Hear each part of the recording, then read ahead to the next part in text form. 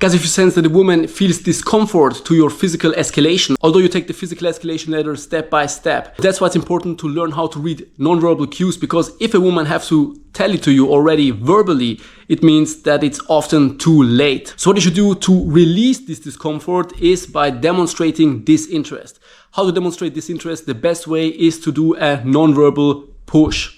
And then later on you can try it again. Means you're going one step back the escalation ladder, and then again you can take 1 or 2 steps up. Of course, by reading her comfort level.